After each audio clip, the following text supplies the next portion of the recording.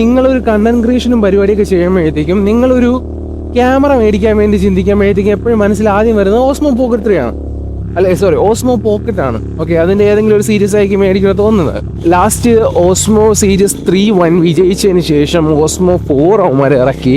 പക്ഷെ അവന്മാരുടെ ഏറ്റവും നൈസ് പ്രൊഡക്റ്റ് ആയിട്ടുള്ള ഈ ഓസ്മോ പോക്കറ്റ് 4 ഒരു പ്രോ വിഷൻ കൂടെ ഉണ്ട്. ആ സാധനം അവന്മാർ ഇറക്കിയില്ല ഇതുവരെ. അത് ഓൾറെഡി അതിന്റെ ഫോട്ടോസും അതിന്റെ പ്രൊഡക്റ്റ് ഒക്കെ വിട്ടു. പക്ഷെ അതിന്റെ പ്രൊഡക്റ്റിന്റെ സ്പെക്കോ അതിന്റെ ഒരു ഒഫീഷ്യൽ ആയിട്ടുള്ള സാധനങ്ങളോ ഒന്നും അവന്മാർ വിട്ടില്ല. അല്ലാതെ ഇതിന്റെ സാധനങ്ങളെല്ലാം ബേസിൽ വിട്ടു. ഈ സമയത്ത് തന്നെ ഇതിന് കോമ്പറ്റേറ്റീവ് ആയിട്ട് Insta360 വക ലൂണ എന്ന് പറഞ്ഞ പ്രൊഡക്റ്റും കൂടെ ഇറക്കുന്നുണ്ട്. ഓസ്മോയ്ക്ക് 2 പ്രൊഡക്റ്റ് ഇറക്കുന്ന കണക്ക് ലൂണയ്ക്കും 2 പ്രൊഡക്റ്റ്, ഈ സെയിം സാധനത്തിൽ 2 പ്രൊഡക്റ്റ്. ലൂണ പ്രോയും ലൂണയുടെ അൾട്ര എന്നും പറഞ്ഞുകൊണ്ട് 2 മോഡൽ അവന്മാർ ഇറക്കുന്നത്. ഓസ്മോ പോക്കറ്റ് 4 ഒരു സിംഗിൾ ക്യാമാണ് വരുന്നതെങ്കിൽ ഇതിൽ വരുമ്പോഴത്തേക്കും ഡ്യുവൽ ക്യാം വരും. അതായത് നമ്മൾ ഡിജിറ്റൽ ക്രോപ്പ് ഇടുമ്പോഴത്തേക്കും അല്ലെങ്കിൽ 2x 4x ഒക്കെ ഇറങ്ങുമ്പോഴത്തേക്കും ക്വാളിറ്റി ലോസ് ഇല്ലാണ്ട് നമുക്ക് ഫൂട്ടേജ് എടുക്കാൻ പറ്റും.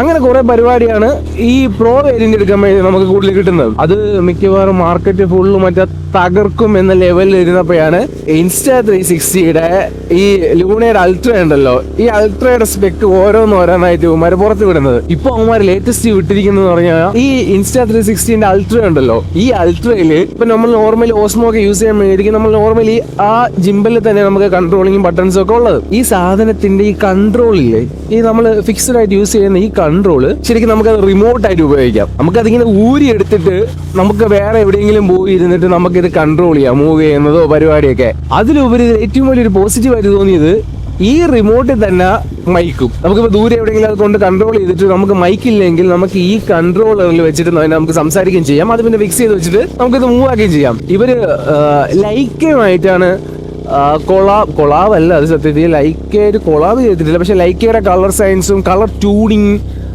അങ്ങനത്തെ എന്തൊക്കെ പരിപാടിയുമായിട്ട് ലൈക്കയുമായിട്ടാണ് ഇവന്മാരൊന്ന് ജോയിൻ ചെയ്തിട്ടാണ് ഇതിന്റെ ക്യാമറ റിലീസ് ചെയ്യുന്നത്. സോ അവരുടെ ഒരു പിക്ചർ ക്വാളിറ്റി അപ്പോൾ ഇത് ചിലപ്പോൾ കൂടെ അപ്ഡേറ്റഡ് ആയിരിക്കും Insta360. പക്ഷേ ഡിജയുടെ ലാസ്റ്റ് ഡ്രോണിന്റെ മാവിക് സീരീസ് ഒക്കെ ഹേസബിളായിട്ട് കൊളാബ് ചെയ്തത്. അപ്പോഴത്തേക്കും ഇതിലും ഹേസബിളിന്റെ വക ഒരു പരിപാടിയും കൂടെ കാണും എന്നാണ് തോന്നുന്നത്, റൂമേഴ്സ് ഒക്കെ കേൾക്കുന്നത്. ഇത്രയും നാല് DJ എന്ന് പറയുന്ന ബ്രാൻഡ് മറ്റേ ഒരേ ഒരു രാജാവായിട്ട് ഇങ്ങനെ കിടന്ന് നിന്നപ്പോഴത്തേക്കും വൻ രീതിയിലുള്ള കോമ്പറ്റീഷൻ ആണ് Insta360 ഇപ്പൊ വരുന്ന പോക്കറ്റ് ക്യാംസിൽ, ആക്ഷൻ ക്യാംസിൽ അല്ലെങ്കിൽ ഡ്രോൺസിൽ എല്ലാത്തിലും കൊടുത്തോണ്ടിരിക്കുന്നത്. ഇത് പറയാൻ കാരണം എൻ്റെ അടുത്ത് ഒരുപാട് പേര് കണ്ടന്റ് ക്രിയേഷന് വേണ്ടിയിട്ട് ഈ ഒരു പ്രൊഡക്റ്റ് എങ്ങനെയുണ്ട് എന്നൊക്കെ പറഞ്ഞെടുത്ത് ചോദിച്ചിട്ടുണ്ടായിരുന്നു. പക്ഷെ നിങ്ങളിപ്പോൾ എടുക്കുവാണെങ്കിൽ ഒന്ന് ചവിട്ടിക്കോ, ഒരു മാസം കൂടെയൊക്കെ ഒന്ന് വെയിറ്റ് ചെയ്തിട്ട് എടുത്താൽ മതി. കാരണം ഈ 2 പ്രൊഡക്റ്റിന്റെയും സ്പെക്ക് മൊത്തത്തിലൊന്ന് പുറത്തിറങ്ങിയിട്ട് അത് നോക്കിയിട്ട് എടുത്താൽ മതി.